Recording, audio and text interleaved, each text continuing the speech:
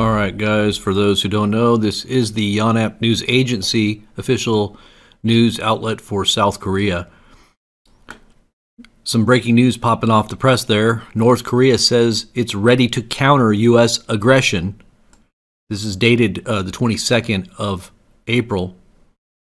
North Korea has said it is closely monitoring moves by the United States and fully prepared to counter any provocations.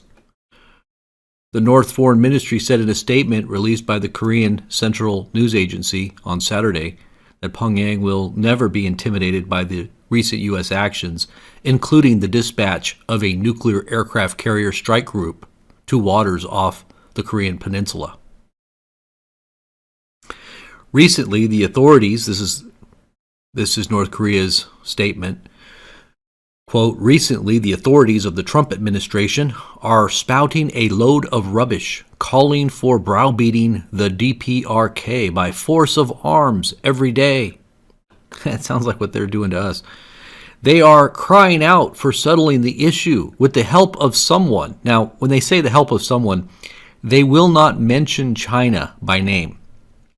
They talk about China as the other country or as someone, and they'll never mention China because of their relations with China. They don't want to harm their relations because they're the lifeline. They're basically everything that props up North Korea and keeps it alive is China. So when you see them refer to someone, they're talking about China because China is now working with the United States to rein them in. So it says they are crying out for settling the issue with the help of someone seeking to bring nuclear aircraft carrier strike groups, one after another, to the waters off the North Korean peninsula. Yeah, and there's about 4 different strike groups that are going to be out there, sitting there here just a few days. Said the statement dated Friday. DPRK is the acronym for North Korea's official name. Quote, such intimidation and blackmail can never frighten the DPRK. The Invincible Revolutionary Paktusian Army, I guess that's what they call their army, closely following the maneuvers of the U.S., is waiting for an order only after rounding off its full preparedness to counter them immediately, said the statement written in English. The ministry said the North is determined to, quote, go to the end. Ooh, that's an interesting statement right there. They are ready to go to the end, stressing its, quote, access to a powerful nuclear deterrent to protect itself from the U.S. nuclear threat. So they're willing to commit suicide, basically, is what they're saying here. They are willing to go to the end and use their nukes in order to prevent the U.S. from its threat.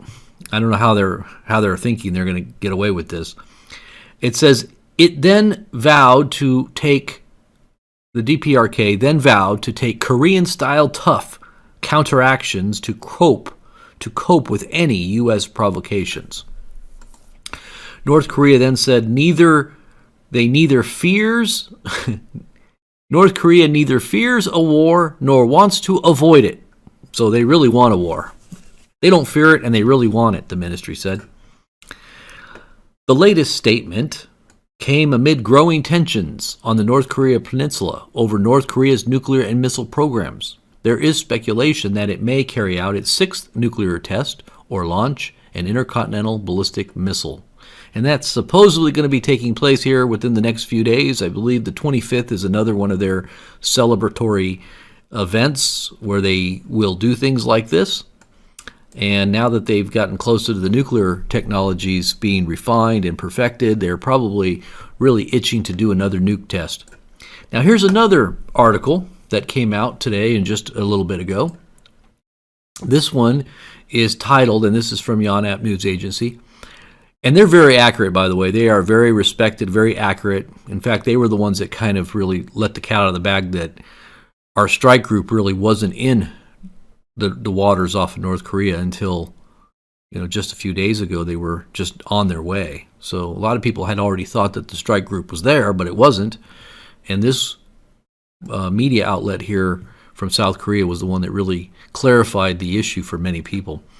So you can pretty much take what they're saying pretty good. They've got some good intel. They're right there in the midst of everything that's happening in real time here. So it's even beating out our own press.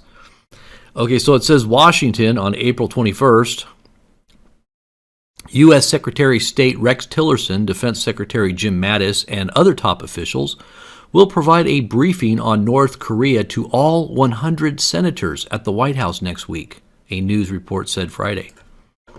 Chairman of the Joint Chiefs of Staff, Joe Dunford, and Director of National Intelligence, Dan Coats, will join Tillerson and Mattis in the briefing set for Wednesday, Politico reported in a notice sent to Capitol Hill. The briefing had been originally scheduled to take place at the Senate, but the location has since been rescheduled to the White House, the report said. No congressional staffers will be allowed in the briefing, it said. The briefing appears to show the seriousness the Trump administration views the North Korean issue.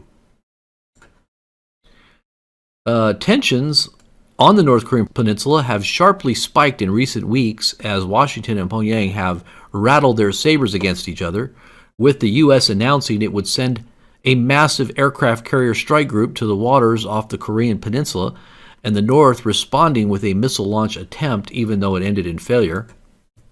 The two sides have also engaged in a war of words, with American officials repeatedly saying that all options are on the table in an apparent reference to military strikes, and North Korean officials also churning out highly belligerent rhetoric.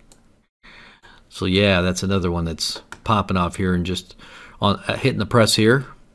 And we got one more here. This is also from the Yonhap News Agency.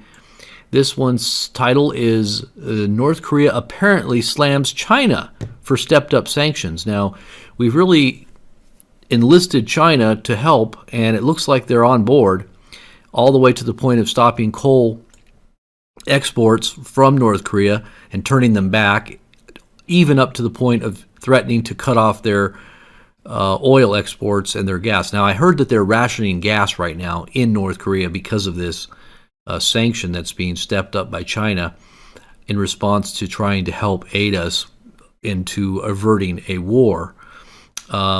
Is it going to work? Well, here is the North Korean response to China. Now, their wording is very odd. It sounds funny in English, so just bear with us here on this. Some of it doesn't really make sense, but I'm going to go ahead and read it to you. It says, North Korea has apparently asked China to step up anti-North sanctions. North Korea has apparently asked China not to step up anti-North sanctions, warning of catastrophic consequences in their bilateral relations. Pyongyang issued the warning through commentary written by a person named Jong Phil, on its official Korean Central News Agency website, which was released on Saturday. It's rare for Pyongyang's media to level criticism at Beijing, though the KCNA didn't directly mention China in the commentary titled, "Are You Good at Dancing to the Tune of Others?"